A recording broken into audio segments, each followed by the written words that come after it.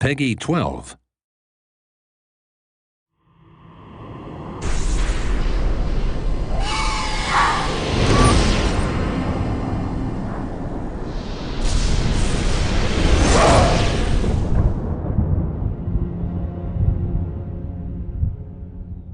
Alongside the spell combat, we have the invisibility cloak, which allows Harry to disappear from view, but he has to be careful not to get caught. Keep your eyes open, we're not here for fun. The modes that we used invisibility cloak in challenge mode are all time-based, so the player has to balance not being found with moving quickly.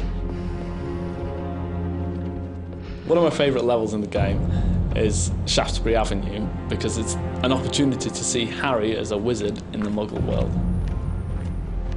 The first time you come to a challenge, it's often worth using 4 points. That's our navigational spell, and it will tell you where you need to go. Once you get good at the challenge, it's all about shaving the time off, and 4 points isn't necessarily the quickest route. To really excel at the stealth challenges, it helps enormously to remember where the bad guys are going to be. You need to get from A to B as quickly as possible. The trouble is, when you're under the invisibility cloak, the faster you move, the more likely you are to be seen.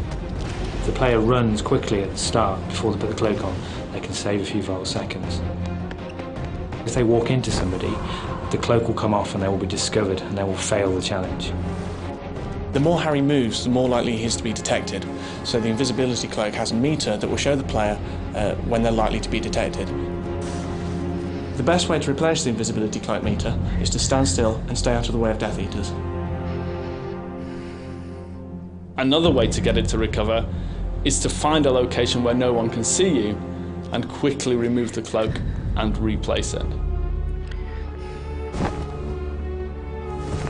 If you're trying not to be detected, but you've found that there are people blocking the route that you need to take, using spells or potions to distract them and then quickly sneaking past them when they're investigating is a great way of solving that problem.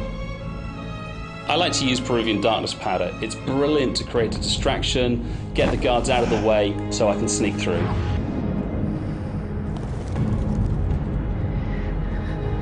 If you do come across any Death Eaters, you can sneak up behind them using your invisibility cloak and use Protego to knock them down. So we find that when we're playing this in the studio, we will go to extraordinary lengths to get the perfect score.